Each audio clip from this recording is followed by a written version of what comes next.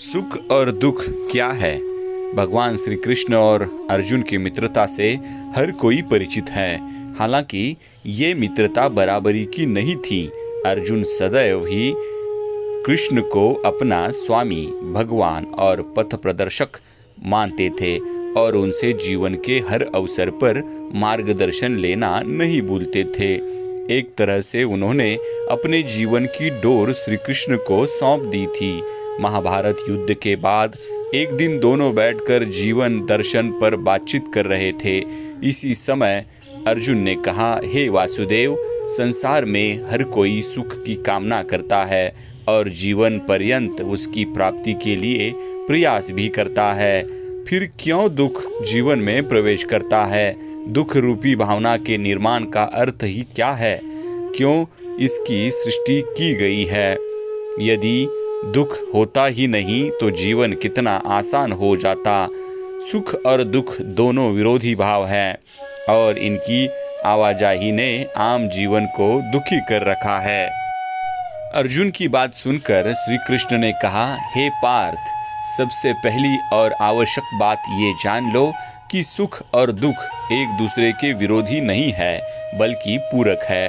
वास्तव में ये एक सिक्के के दो पहलू हैं। यदि दुख ना हो तो सुख की अनुभूति भी ना हो पाएगी। जब दुख आता है उसके बाद ही सुख की प्राप्ति की इच्छा होती है, नहीं तो व्यक्ति सुख की कीमत जान नहीं पाता। ये बात सुनकर अर्जुन ने कहा, हे कृष्ण, तब एक ऐसा वाक्य कहिए जिसे दुख में पढ़ा जाए तो मन सुख पाए और सुख में पढ़े तो मन नियंत्रित हो जाए, अर्थात वो बात सुख और दुख में समान रूप से प्रभावी हो। भगवान श्री कृष्ण ने मुस्कुराते हुए कहा, ये समय भी बीत जाएगा। श्री कृष्ण ने मुस्कुराते हुए कहा, ये समय भी बीत जाएगा। हे अर्जुन, समय का पहिया कभी एक जगह नहीं थमता। दुख आया तो एक दिन जाएगा ही और सुख आया तो वो भी एक दिन जाएगा।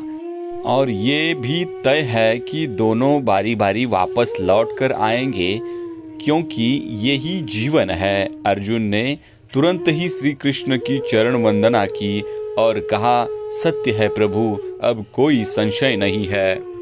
समय सबसे बलवान है, यही सत्य है दोस्तों। समय सबसे बलवान है, उसे अपनी गति से आना है और जाना है।